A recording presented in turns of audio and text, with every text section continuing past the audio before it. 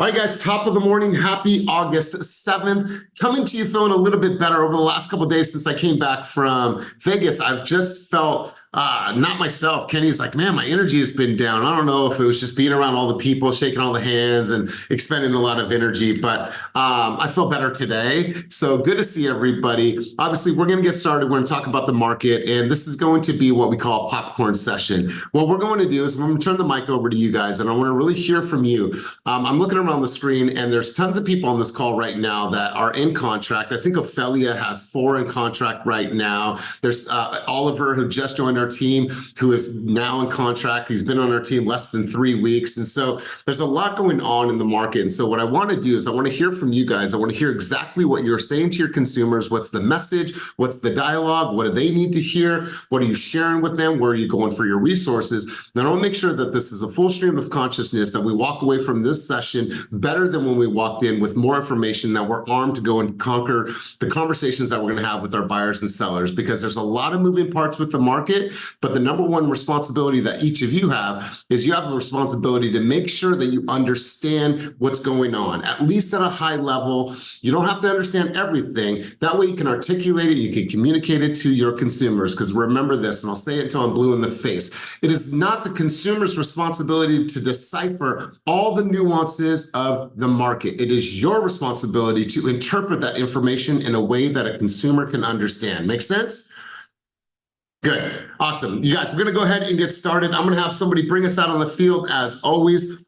This person is going to set the tone, set the sentiment for the mood this morning. And that person, Brandy's already smiling. She knew I was calling on her. I don't know how she knew, but she is center screen, hive of 5. She got the kids running around. I don't know what's going on, Brandy, but that was electric. You knew I was going to call on you. So let's go. So I totally thought I was on top of my game. My daughter just texted me. So got the 2 off to school this morning and thought, man, I got an hour window. I'm going to double up on time. Got the twins and headed to the grocery store and got back in time to take my other daughter to school. She literally just texted me and said, Mom, it's late start Wednesday. I don't start school until 9:40. All right. Well, way to be ahead of everything. I love it. I don't know why they talk about rolling with the punches. I'm like, should I come get you? So, needless to say, guys, start your day. You're prepared.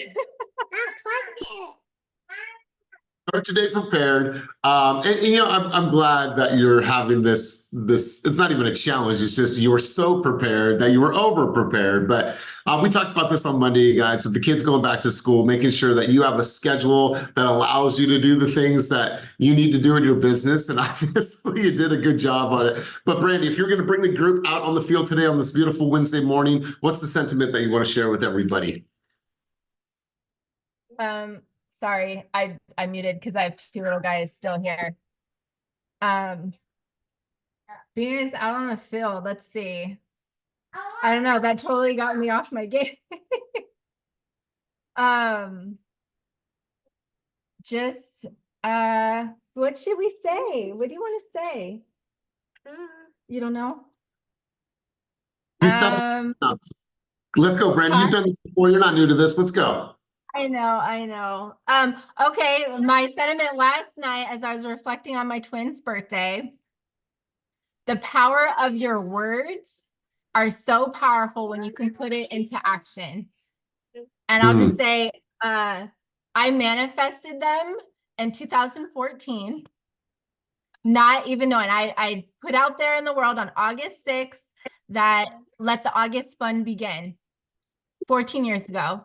And then sometime in 2000, I don't know, 15, 16, when the hive of 5 actually became original, I joked with saying, oh, what happens if we have another kid? Then I won't be the hive of 5. So then I said, well, looks like we have to have twins. And a few years later, I got twins. So the power of your words is everything.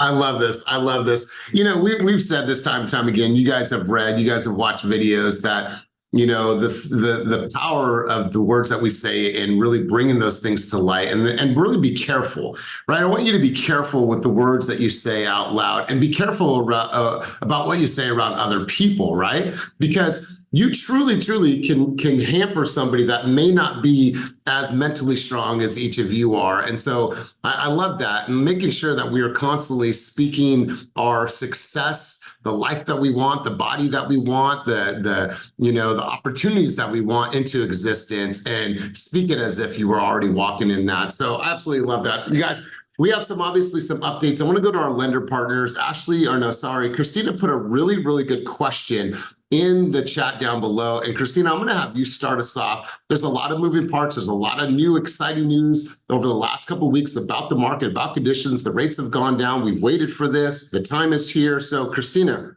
why don't you start us off? Let's hear from you. Then let's go to Jeff and let's go to Ashley. You guys always bring the fire. So I'm going to start it off with you guys. So let's go, Christina. Hey, good morning, everyone. Sorry, I was on my run, so I had stopped. But definitely having a conversation with your clients, even those who may have gone quiet on you, is, hey, have you, spoken to your lender in regards to how much your approval is being boosted now that rates have gone down? Or another thing is too, going to your realtor, your lender partner, and saying, hey, let's go to all of our pre-approvals. Let's touch base with everybody. Let's run updated numbers. It's really pretty quick going through someone's pre-approval, running those numbers to see how much we can boost it based off of new rates. With the money store, I'm sure Ashley and Jeff will touch on this. Our rates are already factored in to what anticipated rate cut is going to be in September. So we're pretty much going to beat out a lot of lenders' rates right now because of this. Our rates are really low. We're already just jumping the gun on it, but we want to get people in contract because, as we all know, once September comes, everyone's waiting for this rate cut. Properties are going to get swooped up quick. I'm already seeing it. I've spoken to a lot of my realtor partners even last Friday, and they were like, oh my gosh, I was supposed to go see 4 different properties. They're already pending. So we're seeing people jump on this, especially with Cal Hapa's rates that have gotten cut. I think at one point this week it was 5.75. Crazy. Cal Hapa hasn't been in the 5% since probably over a year. So that would be my 2 cents. Touching base, conversation starters with these buyers, letting them know, more than likely than not, whatever payments that they were looking at, proposed payments in their pre-approval, with new rates, at least with the money stores, it's probably going to be almost 150 to 200 less than what we originally probably quoted them about 2 weeks ago. That is huge, guys, which is also boosting an approval about at least 25K, if not more. Wow. All right. So since the rate drop last week, have you guys seen an influx, or have you seen a tick up in the amount of pre-approvals that have been submitted? Yeah, I would say even just people re-engaging with us. That's been my biggest thing is I'm still sending scenarios of here's where your new payment is with today's rates. Here's what your payment is with a $10,000 credit. Here's what your payment is with a $20,000 credit. Because we're still seeing credits. So I'm like, guys, take advantage of this because you can really, I had a $10,000 credit scenario. I was able to get this client 5% with just a $10,000 credit on an FHA loan. So, because honestly, I would say in the next 30 to 60 days, the competition is definitely going to pick up when other lenders start to drop their rates. We already have, but as the domino effect goes, I think competition is going to kick up again. Wow, I appreciate your insight as always. Let's go over to Jeff, and then let's go Ashley. Ashley's probably chomping at the bit. Let's go Ashley, and let's go Jeff. Hey, good morning. So I took the script I just put into the chat and I sent it to every approval I had sent to the underwriter over the last 3 years. I sent it to everyone I have tagged approved but waiting, too low of an approval amount. And it just says, hey, I just wanted to put it on your radar in case you haven't seen interest rates dropped. And I'm also still seeing some really good deals out there. Hope you guys are doing well. I'm not asking for anything. I'm just being the person that provides the value, giving them some information, asking them if they've seen it. So hopefully it, doesn't sound a little salesy. It's just, hey, me being a friend, looking out for them. I got so much response over the last 2 days. I had like 10 or 11 people interacting with me. And what I found is that some of those approved but waitings had already been out shopping like a couple days before. 3 or 4 of them have offers in right now just because they heard it themselves. So my takeaway from that is that, especially for real estate agents, please go back and touch base with all of your old approvals over the last 2 years, because they might be shopping with someone else. They're out there and they might be walking into the nearest open house, but they are hearing this news. So definitely jump on it while the iron's hot. Beautiful, beautiful. So you guys copy that script, obviously, doctor it up to make it fit your style. But I think that this should be going out to your entire database, whether or not they said, oh, we're just going to put it on hold, or we're not thinking about buying a home. Like, send this out and see what type of responses that you can get. And Jeff, kind of walk us through some of this background. Obviously, there's a lot of factors that played into this recent cut, but how did we get here, and what are you seeing from your vantage point? Hey everybody, good morning. Yeah, it's interesting. It's I don't know if exciting is the right word. I mean, of course the rate drop's exciting, but I like this kind of stuff and seeing the numbers and the dynamics behind what's causing it, and how we're going to move through the next few months, the rest of 24 and into 25. So it is interesting if you do watch the actual 10-year yield or the MBS coupon, which rates are really tied to. They've actually, much like the stock market, have bounced back the last couple of days. So we did have, I mean, of course, the news was all centered around last Thursday and Friday, really, with the jobs report, and that's where we saw rates take probably their biggest move. But leading up to that, if you look at a chart, we've been on our way down for the last 2 or 3 weeks. Since the end of July, probably July 20th, 25th, we were on our way down. Friday kind of culminated that and got the big drop. And really, what happens is, and this is just the society we live in, when does mainstream media pick it up? When do you see the headlines? When do you see, on Fox or CNN or CNBC or whatever? When do you see the headlines? And that's what changes people's perception. So a lot of the move that we've seen in rates has come over the last 2 or 3 weeks, not just all on Friday, which is a good thing because they've clawed back some of those gains in the last couple of days. Rates are still low. So just interesting to see that, the media's effect on all of our jobs and, consumers' perceptions of what's happening. Now, of course, the jobs report on Friday kind of doubles down on what everybody has been thinking is going to happen, what the Fed is anticipating going to happen. I mean, it got to the point on Monday where people were panicking and analysts were saying the Fed needs to do an emergency rate cut and jump in. And, that's the last thing they want to do. Not that they wouldn't have if, on Tuesday, the market would have continued on its way down. So, but it has recovered these last few days, which is a good thing, because then there's not a lot of panic, in the market. Someone else, I don't know if someone is not muted, but so there's not a lot of panic, which is good. So take advantage of this moment, like Ashley was saying and Christina was saying, to reach back out to buyers that you've pre-approved in the past. And this, the moment that we have from a mainstream media standpoint and everybody talking about rates, because this is kind of a sweet spot. In terms of rates, like Christina was talking about, the money store operates a little differently. We're not unique. There are some other companies out there that have models like ours, but most of the big box lenders, I'm just going to throw out some names, but Movement, Cross Country, Fairway, though, big box lenders like that, they usually were, I don't want to say they play games, but I kind of equate it to, a good analogy is like gas. When oil prices go up, gas prices go up really quick, right? I mean, you see the price at the pump go up immediately. Oil prices come down, and you see the prices at the pump come down, but they're not plummeting. They're not coming down as quickly as they went up. And a lot of companies do that with rates, and they try to make a little bit extra revenue, a little bit extra profit as they're adjusting their rates down. The Money Star, we don't do that. We set our margins for the branches, and whatever the raw pricing is, we add that margin to it. That's the pricing.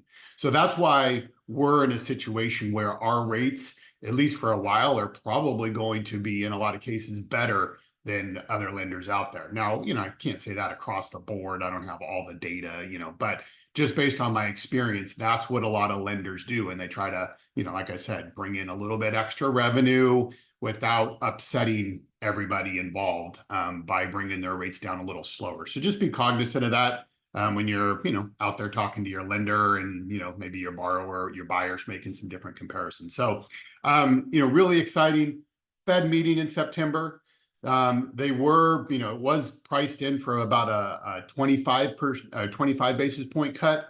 Now we're up to 50. They're thinking, okay, they're going to cut by 50. Of course, we'll see what happens over the next few weeks. We'll see what happens in September with the jobs report for August.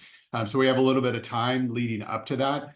But, and then we're on, then we'll be on this downward trajectory. Now, how fast we move down, how low we go, it's all a function of probably a little bit of the election, of course, the jobs, of course, inflation. So it's going to be an exciting, into the third and fourth quarter with rates in the market. And again, people right now, the messaging that needs to be out there to the buyers is, look, you're kind of in the sweet spot right now. Rates have improved, but it really hasn't bled its way over to the seller side of things with, so you have an opportunity, like Christina was saying, to still possibly get some seller credits and use those seller credits to get even a better rate. I mean, locking in at 5% on an FHA, holy smokes.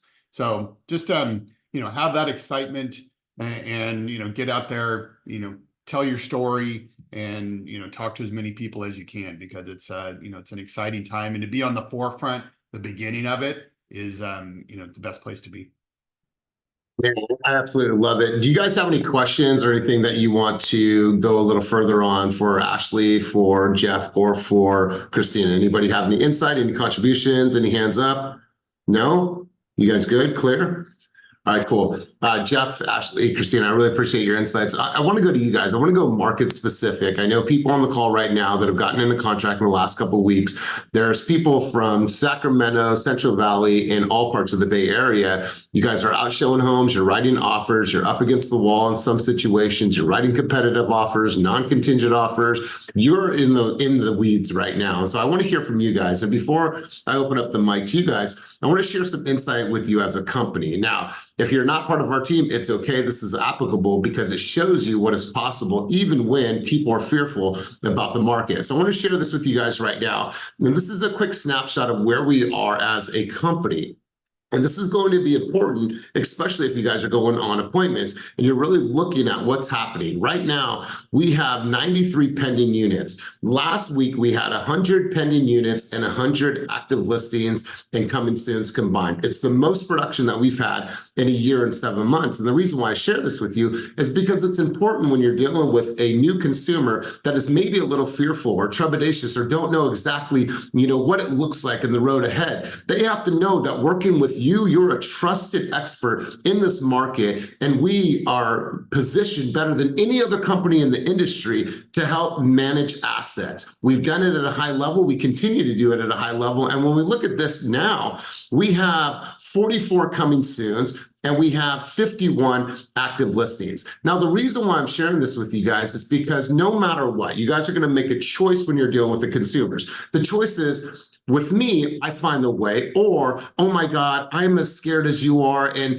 the consumer is going to feel like maybe that's not the right person I should be working with to help me in the battle that I'm going up against. And so you guys have a huge responsibility to the consumers to be confident, to be a leader, to be an advocate, to be a teacher, and to walk them through everything that they need to know throughout the buying and selling process. That's your responsibility. And if you don't know how to do that effectively, then that means that you're not reading enough, you're not studying enough, and you're not raising your hand enough asking for help. I spoke with Zally yesterday, and Zally's like, hey, how do I do this? How do I do this? I don't know how to do this. What would I say in this situation? If you're newer, that's the types of conversations that you should be having. And if you're an experienced agent, you're collecting all of this data from all the houses that you're showing, all the contracts that you're putting on the board. You're saying, you know what? Now I have some accurate data that I could give back to my consumers anytime that they ask. So what I want to do is I want to make this a popcorn session, meaning I want us to sit back, I want us to eat our popcorn, and I want to hear from you guys.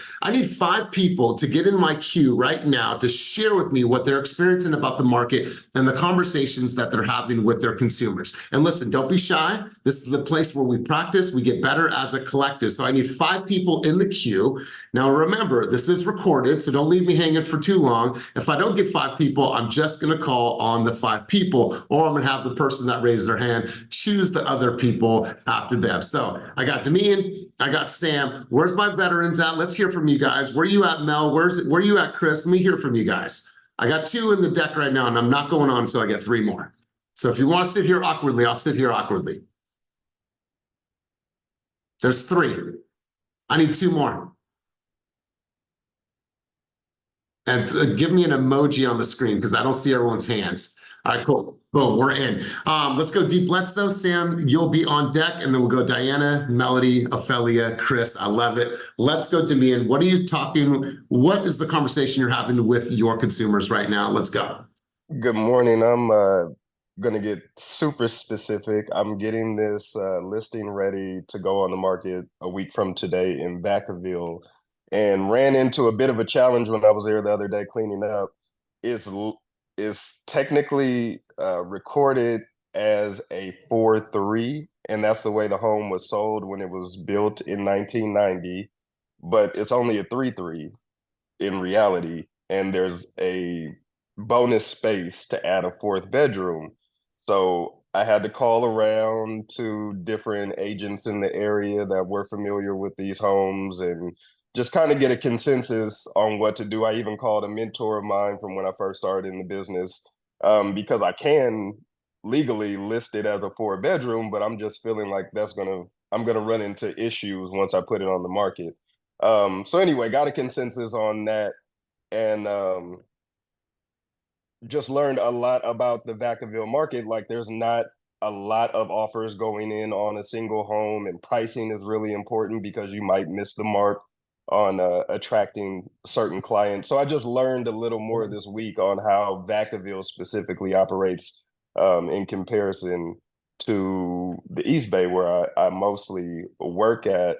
But also in talking to my seller, just being able to get her excited about the interest rates, because I'm like, now the interest rates have dropped and are continuing to drop, more buyers will be in the market. So we might have a different experience than this other seller did in May when they sold their Vacaville home.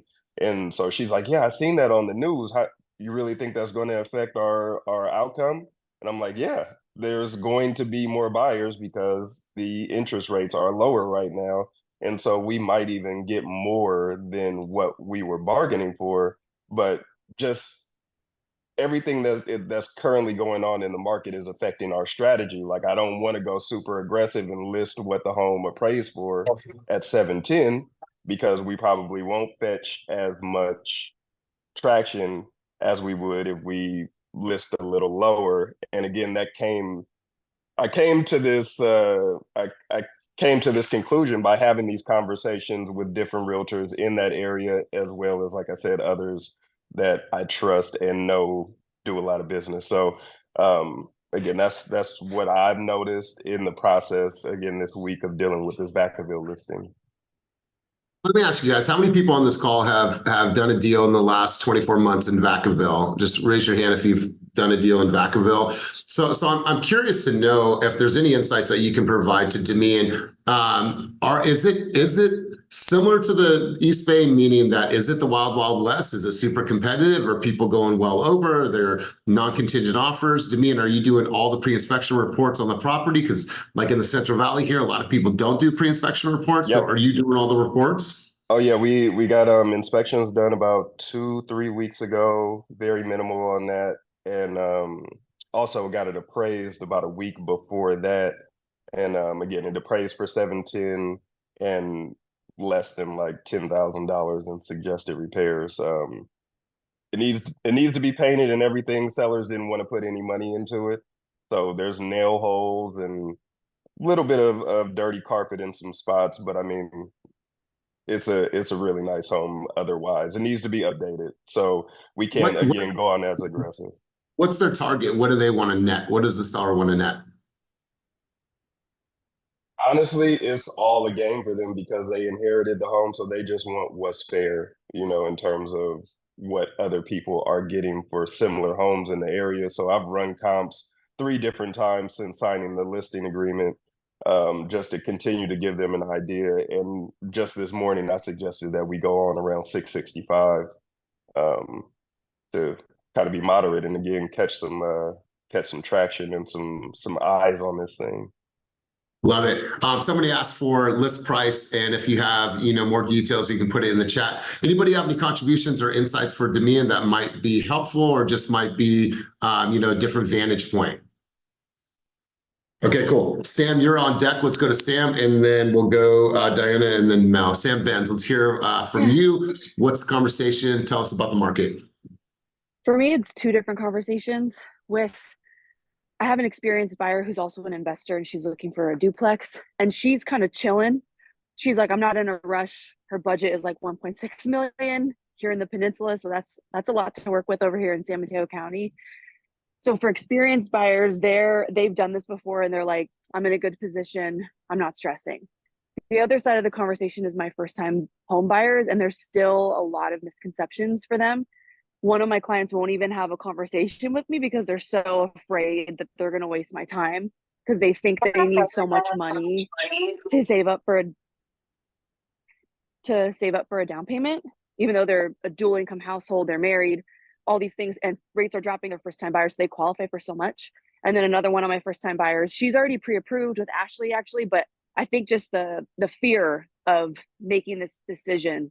So it's kind of like it's 2 ends of the spectrum where people that are educated are chilling, and the ones that really haven't sought out this information in a while or never experienced it, they're really petrified of getting involved in the game. Yeah. So what's the fear? Is the fear that she's making a bad investment? Is she fearful about the EMD? Like, what part is she fearful about?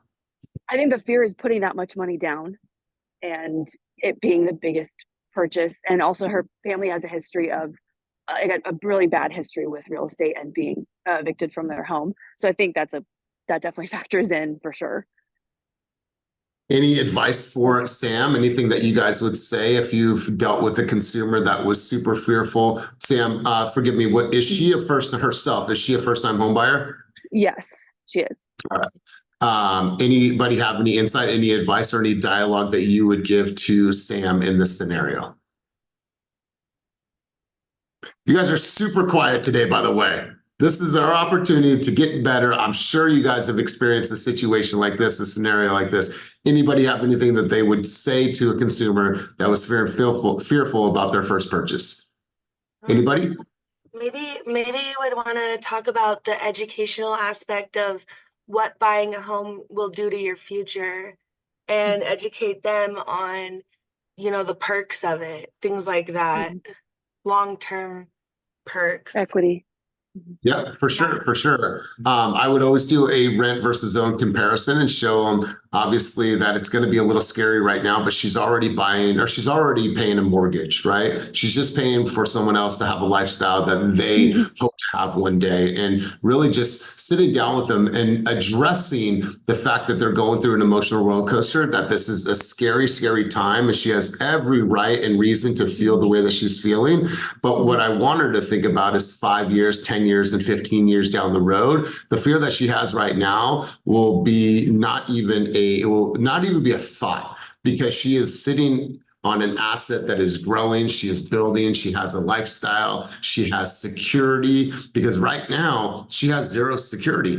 And if their family has been evicted in the past, Imagine if somebody chose to sell the house that she currently pays rent on right now. Now what happens is it stirs up all those old emotions of when the family got evicted from their house and, oh my God, I don't want to go through that again. So if you want to rid yourself and start a new legacy for your family, I know it's hard, but this is the way that you're going to make sure that you never have to deal with that type of emotional roller coaster again for your family. So take her back and walk her through that. But Sam, really, really good stuff. Let's go, Diana. Diana, let's go to you. You have a team, you serve the East Bay. So let's hear from you. What are you guys experiencing and what's the conversation you're having with consumers right now? Yeah, so we're in the East Bay and the South Bay, and I would say to everybody on this call, we are in the middle of a market shift. So if people are coming to you saying they know exactly what's happening, we are experiencing it real time, and being in groups like this is what's going to make us better because we're hearing about what shifts are happening, what are people doing that's working. We're seeing that things are sitting days on market in certain markets longer. But the historical is, oh, it's been on the market 2 weeks, let's lower the price. It's sitting, we haven't had a lot of showings. There's so many factors that you have to look into as to why a listing isn't selling. And on the flip side, if you're a buy side, we could be telling our clients that there's incredible opportunities, which there are, but we also have to be very, very mindful about where the market's at. I had a client come to us yesterday.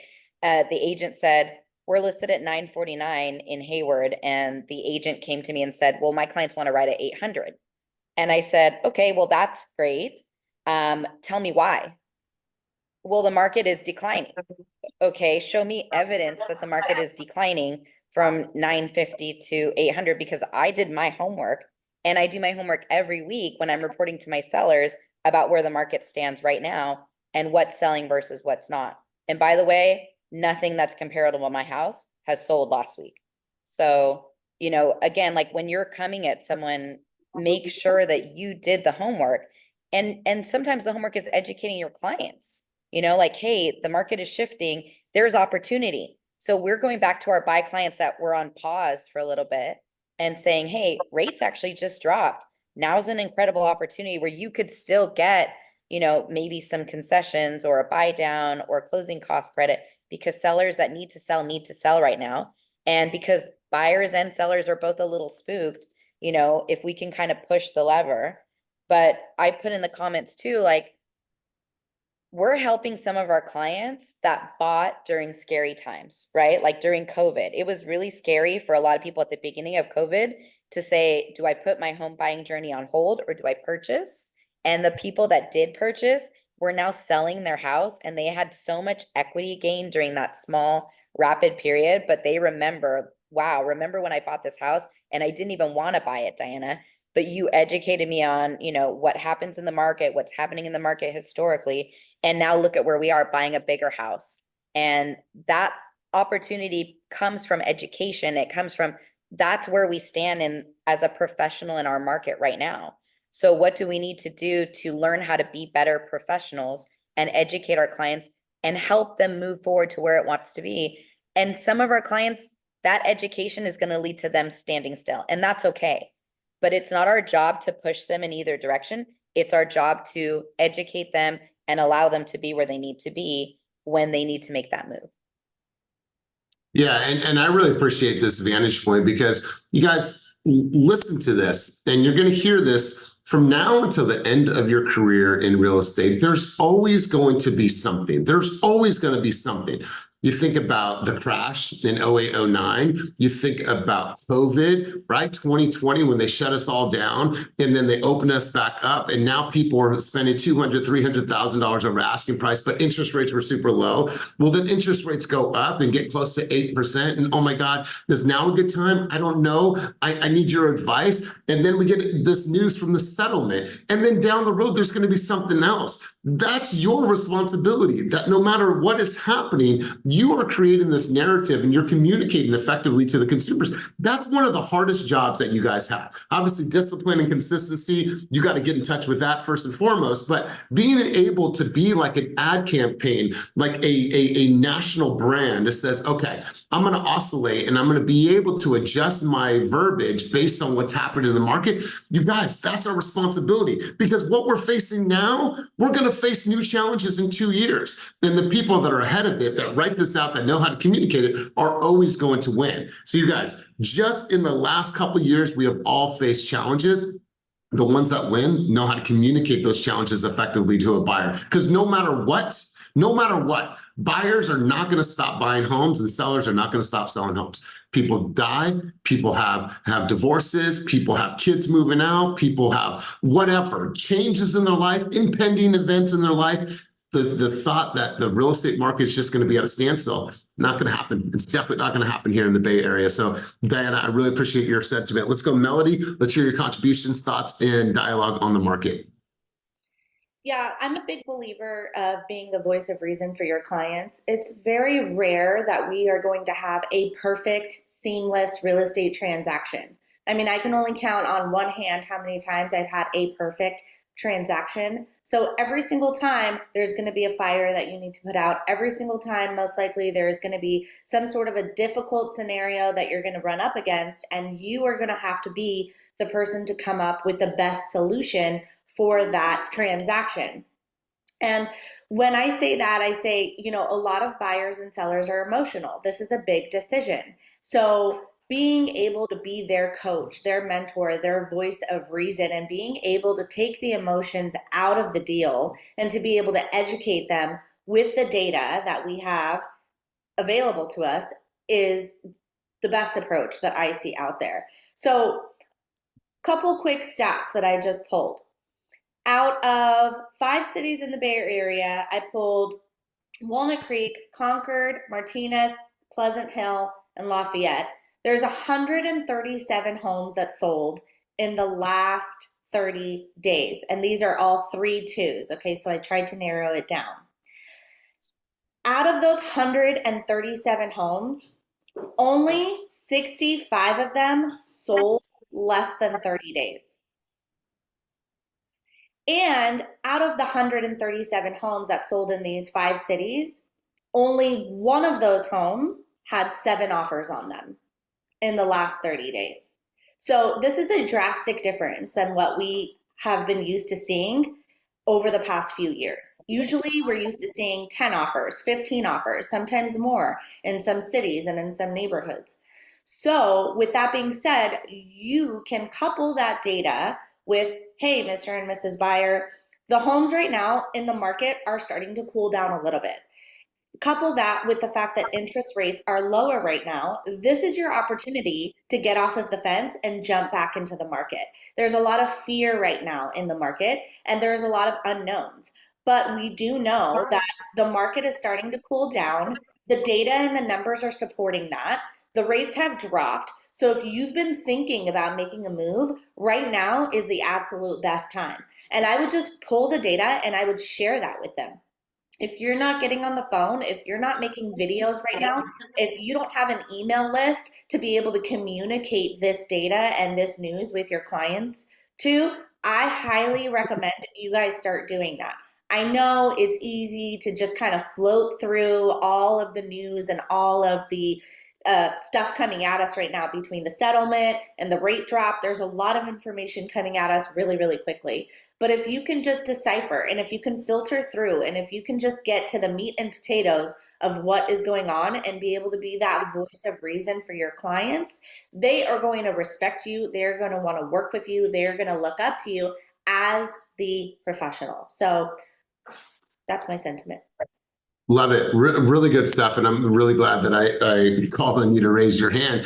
You guys, I think that it's important we go back to this, because let's take this stuff that Melody just shared. So say you pull a report and then she just pulled for a certain area If you took that same report and you plugged it into ChatGPT and said, okay, analyze the data and provide 3 bullet points, right? Or you could say 5 bullet points, or break down this information for me in a way that I could put into an email format for my consumers. So what you would do is you would take that data, and then what it will do, or take that spreadsheet, and then it'll break all that data down. So if you're looking at ways to communicate or understand the data at a very high level, tell ChatGPT to break it down for you, so then you can use those bullet points when you're communicating with your consumers and make it even more concise. Obviously, Melody's done her homework. She understands the market. There's another thing that you guys can do. I told you guys about this a couple weeks ago. It's an app called Reader. Now, in Reader, all you do is you take an article, say the article that I just dropped down below, and say you're driving, but you want to make sure that you understand this data and you understand what's going on. CEO James Wiggins shares his thoughts on agents who use websites designed to advertise offers of compensation.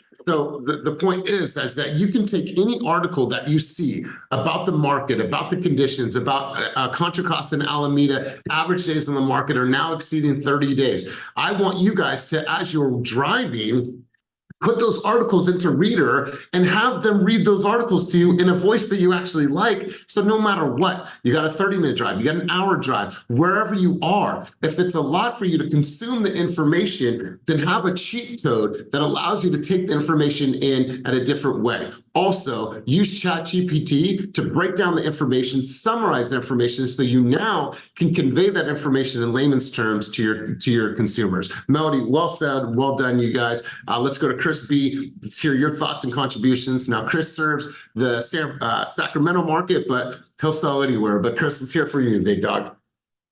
Yeah, I just wanted to reiterate what I'm seeing currently with my listings.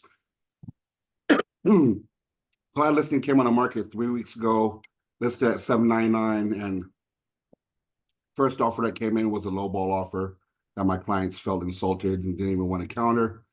Second offer that came in was a VA offer, 100% financed. On the second week on the market, they went way over list price, like $45K, asking for like $25K in credits. That didn't work out, going back and forth. And then this week we got to offer $830K clean, everything my client basically wanted. So I'm seeing the different temperaments of buyers and how they're coming in just based on what I'm seeing coming in these last 3 weeks. And I always like to portray current market and what I'm seeing in real life to my clients, not stats that are lagged monthly coming in now based on last month, because things move so rapidly. The open house I had on my other listing in West Sacramento, we had 25 people come in over the weekend, which is a pretty good amount, and a ton of positive feedback and interest. We decided to, the buyer and my co-listing agent decided to put an offer due date, because we know we're going to go over list price, especially with the current news of the rates coming down. So right now, you haven't seen the influx, but it's coming. Just based off my 2 listings, what I'm seeing in real life dynamics right now, me and Princess are going to hold an open house this weekend on one of my listings, and I'm expecting a ton of people to come in. So that's what I'm seeing right now based on actual what's happening today. And hopefully you could take that information, that real life situation, convey it to your clients and let them know that, now's the time to take action, because it's a rare opportunity. When people are confused, the people that have clarity will come in and seize the moment, take that opportunity. And as for the agent that has a buyer still on the fence, I always let people know that anything worth attaining takes sacrifice. So if you're dealing with the right professionals and it makes sense with you and you can afford it, just take action and make that move, and good things will happen. And also, Damien, I got your message. I'll give you a call afterwards. You can't hear me, but that's about it, guys. I love this. I love this. And you guys, I love what you said, Chris, because I listened to a chief economist speak last week in Inman, and they talked about the lag in the data, right? The data that hits the mainstream, or the data that we see on the East Bay weather report, for example, that data is always a month behind. So when you are in the trenches and you're pulling your comps and you're pulling all of your pendings and all of the solds, That is real-time data. And so a consumer might have seen something that is not accurate depicting what is actually happening today. And I'm so glad you brought that up. There's always a lag in the data when you guys are looking at it from the publications. We have to make sure that we're running it current and show them the difference of, oh yeah, that was a great report that came out 60 days ago. Here's where we are today, and here's what's changed in just the last 2 weeks, right? Because think about what Ashley and Jeff and Christina said. You guys, so much has changed in just the last 1 week. There's so many new things to talk about with your consumers, but we have to stay abreast of that. So you guys, really, really good conversation. I love all the insights. Anybody else have any dialogue, insights, thoughts, contributions to the conversation before we start to shift gears? Anybody else? All right, so I have a question for you. We are now in the third quarter, and I had my coach ask me this yesterday, so I wanted to ask you the same question. What is the goal for your third quarter, and how are you going to come out on top for the third quarter? Now, mind you, our third quarter goes July, August, September, right? That's your third quarter of the entire year. So when you think about that, July, August, September, October, November, December, right? And we're literally almost at the end of the year. So all of the efforts and all of the things that you accomplish in Q3 of the year are going to set you up to have a nice winter season. Now, in most markets, we've seen that the fourth quarter can tend to get a little bit slower, especially in the first couple of weeks of December. And then you get into Christmas and people are traveling. And then obviously the week before the new year, a lot of people are traveling. And so I want to ask you guys, what does your third quarter look like? And what are you going to do to make sure that you have a solid third quarter? And if you don't know those numbers, then maybe you should sit down and do some writing and do some planning. If you had this high-arching goal for the year and maybe you're above it or you're below it, wherever you are, you should have a really good understanding of what it's going to take for you to succeed in Q3. When our coach asked that, we had to give her answers. We had to give her answers to say, you know what, this is what we're going to do. This is how we're going to drive the needle. This is how we're going to be conscious of what's going to happen past August 17th to understand like that may shift. Agents might get scared. We might see a decline in sales. So we have to look at our Q3 and say, how are you setting yourself up for success? Does that mean 3 deals, 6 deals, 10 deals in the third quarter? And if so, how are you going to get there? How many videos are you going to post? How many conversations are you having? How many open houses are you hosting? How many doors are you going to knock? How many times are you sending out your newsletter? How many times are you sending out one-to-one videos to your consumers? And you need to unpack that.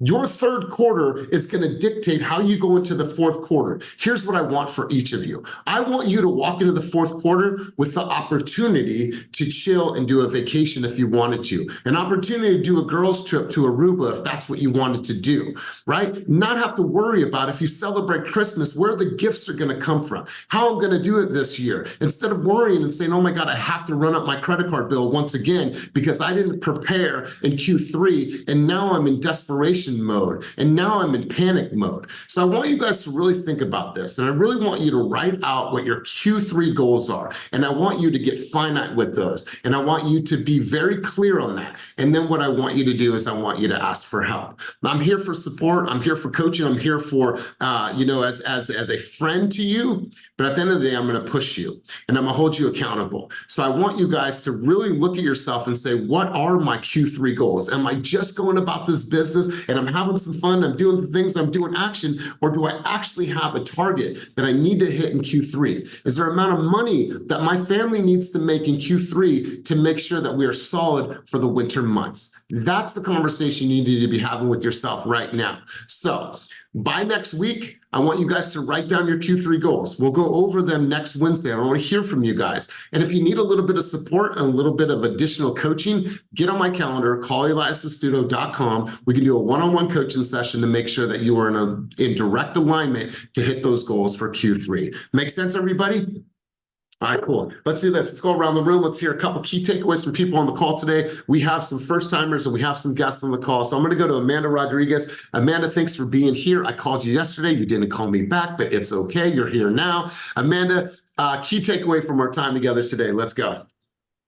I actually love the idea of using Chat GPT to decipher the reports and get some quick and easy bullet points, because I can tend to like get into the weeds and before I know it, I've lost an hour or two just diving in, trying to come up with my own assessment. So I really like that idea. Love it, love it. Well, good to see you. Hopefully I hear back from you today. I didn't leave you a voicemail because nobody checks voicemails anymore, but it's good to see your face, Amanda. Let's go to Oliver. Oliver recently joined our team, recently got into contract, was on his first contract yesterday. We shot you out at the meeting. I don't think you were at the meeting yesterday, but nonetheless, Oliver, key takeaways from our time together today. Yeah, so I'm happy to be here first and foremost. I love that the lenders came on here and just kind of gave us a update of how the market is going, so then we could go ahead and talk to our consumers about that. Yeah, they're a wealth of information. Here's what's cool about the lenders that were on here and then other lender partners that we've had on here. They never ask for shit, right?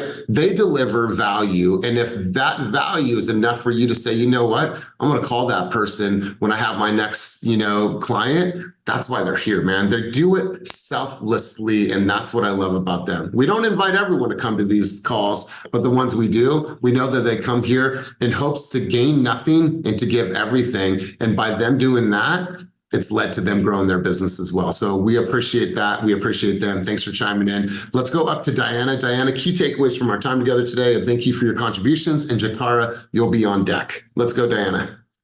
I just wrote in the chat that I was like, should I jump on this call? George has been really good and he's put it on my calendar. And I'm like, I don't know if I should jump on the call, but I will tell you guys as a veteran in the business, like, again, we're all going through it. Like going back to goals, like I love that Elias put that out there. And why not try to get my Q3 and Q4 goals done in Q3? And admittedly, I'm behind 12% on my goals after looking at my follow-up boss this week. So really, it's about getting into the activities and getting into the action.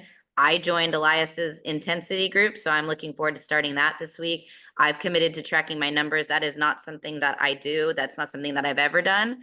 I would say I've been very fortunate that business has fallen into my lap, but I want to take more control of it. And I'm not going to lie, I've had a lot of personal things that have come up, but I've still been showing up for my business and for my clients. And it just would be nice to get ahead of that so that I can take a personal day to deal with some very big things that are going on in my life. So I'm grateful for all of you. I'm grateful for Elias for putting this together, and definitely keep plugging into things like this, because this is what's going to make you better in a market that is shifting.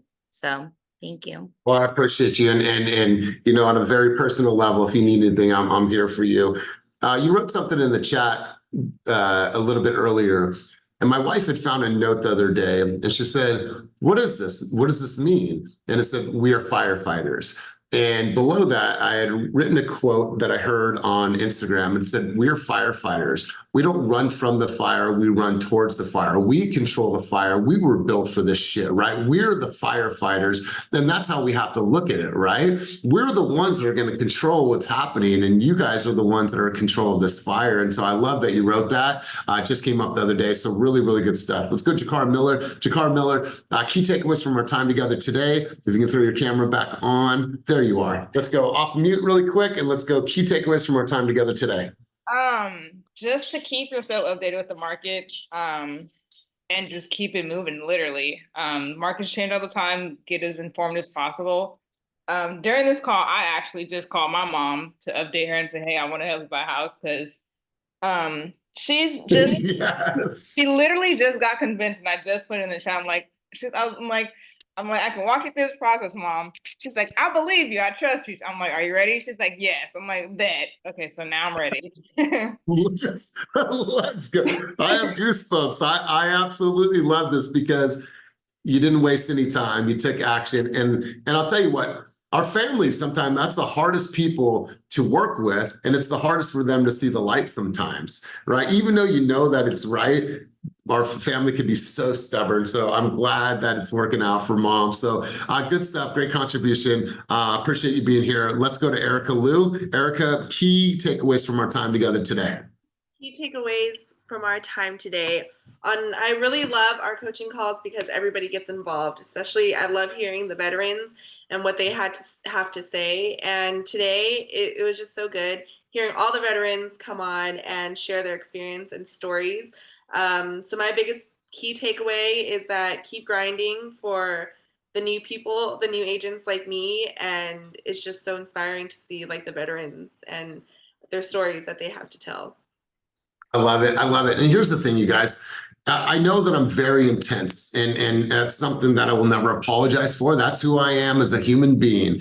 When you're on these calls, I want to encourage you. I just want to implore you, I want to push you to get involved in these conversations. It doesn't have to sound perfect. It could be clunky, but I promise you, by just overcoming the fear of public speaking, because I believe that that's why you don't raise your hand, is because it's a fear of public speaking. By overcoming that, you just got a little bit stronger. So when I ask the group for contributions, insights, dialogue, throw your hands up, you guys. Get involved in this conversation. I remember the first time Blessing spoke. I remember the first time Mel spoke. I remember early sessions when people were just developing their skills, and to see where they're at now, game changer. So I want to encourage you guys to just get involved in the conversation. It doesn't need to sound perfect, but I promise you, if you take that step, you're going to feel so good about yourself. And something that you say may be something that someone on this call needed to hear.